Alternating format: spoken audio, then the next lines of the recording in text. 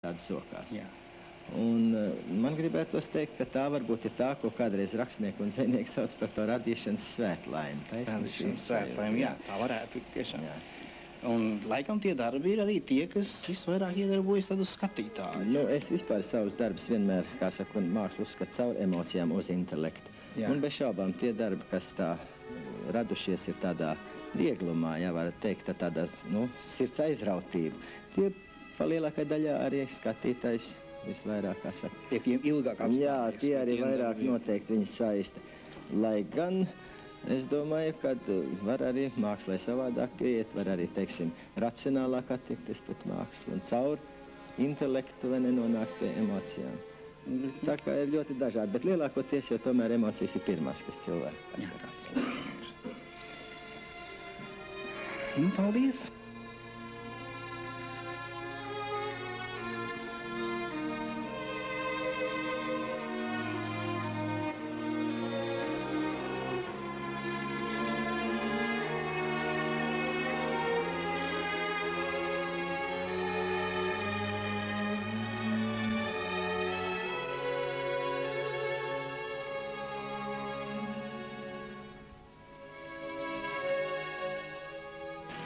Nu, ļoti labi. Tagad pamajautāsim zinātniekiem, ko viņi jūt radošā darba tieši tādā procesā, tajā brīdī. Lūdzu. Tie brīži var būt ļoti dažādi. Ir tā kādreiz, kad ir jāizolējas no visiem šī fiziskā izolētība vajadzīga. Vai, teiksim, naktī. Tieši, ko jūs jūtat tajā, kad izolētība vajadzīga? Ko jūs jūtat tajā brīdī? Tieši, jūs pasakiet. Liekas tā, ka jātiek ārā ir uz ceļa. Ir kaut kas sakrājies, daudz materiāla un viss ir kaut kāds hauss. Kādreiz ir tā, ka jāķer zīmols, to jādabūj papīrs un tas jāuzliek uz papīra. Un ja es ticu tā ceļu, tad man ir drosme, tagad es izgāju ārā kaut kādu atvieglotības sajūti no tā, kas es atdevis esmu. Un kā jūs to nosaukt? Ko jūs izjūtat pats tajā brīdī? Tas ir kaut kāds iegūms, tas ir kaut kas tāds, nu, kaut kāda radoša sajūta, ko grūti vārdos aprakstīt. Un tas ir laba sajūta, tā ir laba sajūta, Tā ir ārkārtīgi patīkama sajūta noslīpēt visu to. Atkārtot, ja? Jā, tās ir tādas, pēc tam es pārbaudu to. Es domāju, varbūt es sasteidzu, ne, bet izrādās man daudz nav vairs jālabo, tā ir tā radoša īstā sajūta bijusi. Nevis kaut kas sadomāts, kaut kas sakonstruēts. Paldies. Tas bija tas galvenais. Tagad sakiet tā, tātad jūs esat atklājis, ko jūs jūtat sirdī? Vot ko sirdī jūtat tajā brīdī? Ļoti liels tāds atradēja prieks. Un gribās to ne tik vien tā dalīties ar citiem, bet nest, rādīt, ka tas var būt arī jums visiem derīgs. Jā, paldies.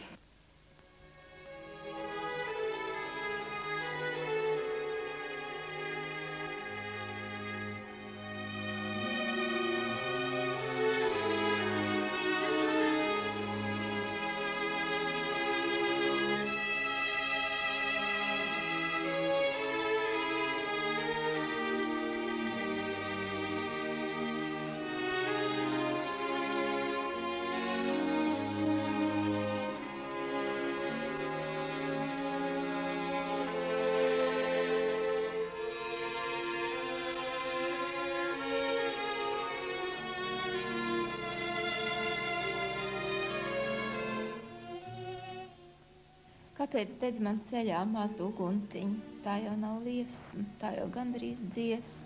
Vai tu tiešām tici, ka es katrā ziņā nākšu pie šiem plēniem sildīties? Tad jau vajadzētu man sapņa mežos visus baltos bērus smalkas šķilās cirst, lai šī uguntiņa vāju gaismu dvešot, elpas uzpūtienā nenomirst. Iztālēm jau redzu sīkus, palsas pelnus, sīvu dūmu grīstas manos plakstos kož. Nevajag man liesmas, kuras sedz ar dēlu, kas ar spožu blāzu neapjož. Nē, es prasu sauli, kuras lielā gaisma manā ceļā spētu staru straumes liet, kur izdzēst nespēja arī pusnakts baisma, kura visu mūžu nenoriet. Sauli, kurai pašai nevajag nenieka, kuras gaišām spēkām it nekas nav smags, kura nespēja nedegt starošanas priekā, bet ja saules nav, tad nevajag. Nolikusi pēdējo no sapņiem, kas no bērnības bija paņemts līdz, brienu rasā samirkušām kājām skatīties, kā saulgā mostas rīts. Vēl es ticu dzīvi zaļam krastam, citādi es nestāvētu te. Tikai otrādi ir apgriezusies mana pazīstamā pasaule.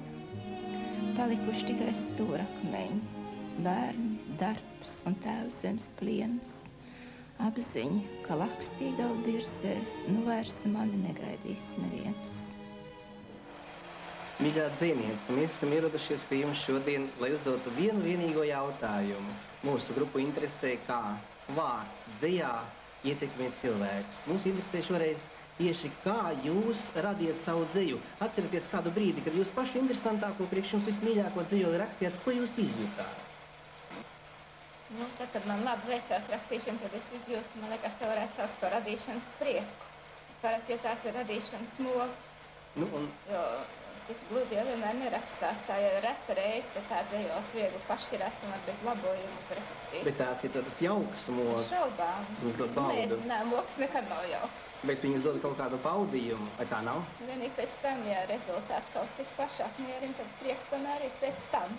Laikam tas, ko mēs lasītāji, jūsu dzejas mīļotāji izjūtam. Nē, arī autoram ir prieks kādu laiku. Lai nu gan tā varētu teikt, arī tās mokas mēs kaut kur jūtam, kas nāk cauri dzejai. Jums nevajadzētu just tās darba mokas, bet varbūt dvēseles mokas. Bet lūk, kā kolēģi jūs novērtat šo stāvokli, kad top dzeja?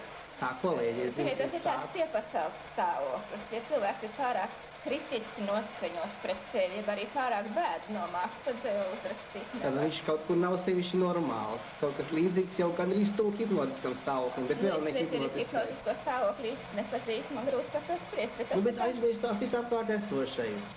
Rakstot, jā, vispār es protu izslēgties dzīvē no apkārt esošā, ne tikai dzejojas rakstot. Jā, nu. Ziniet, man ir tāda ticība, tāda teorija, tajā dzejolī ir ielikts tāds garīgs spriegums, tad viņš pēc tam izstaro no dzejoļas uz lasītājiem. Jā, tāpat gleznā vai muzikā. Tāda intīma. Ir, ziniet, vajadzīga tā garīgā saspringtība, un tas ir tas talants. Un tāda garīgā saspringtība, ja nav kādam cilvēkiem, viņš ir tāds atslābināts, viņam nav šī ietekmes loka. Jā, un tad mēs nonākam tādā intimitātē ar jums, lasot jūsu dzeju. Tātad tiešām šīs izjūtas, tas ir tādas, no kurām jūs nekad neatteiktos, ja jums teikt, ka jums nebūs vairs nekā tāda.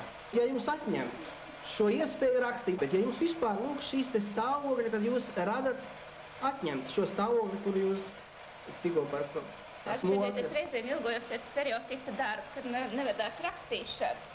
Tad es ilgojos, es apskaužu visus cilvēkus, kam ir stereotips darbs. Es domāju, cik viņiem labi. Bez tam man liekas, ka dzejols jūs vienīt rodas kaut kāda zemapziņā. Es arvien mazāk domāju par to, ko es rakstīšu un kā es rakstīšu. Kad viņš ir nobriedis zemapziņā, tad viņš izlaužās uz āru. Tomēr pēc, kad ir deja gribētu, lai jūs neizjūtat tās rakstīšanas. Un tagad mēs esam ciemos pie Ausmas Kantānes. Atļaujiet uzdot tikai vienu jautājumu. Sakiet, ko jūs izjūtiet uz skatuves radošajā brīdī? Kāds ir jūsu sajūtas?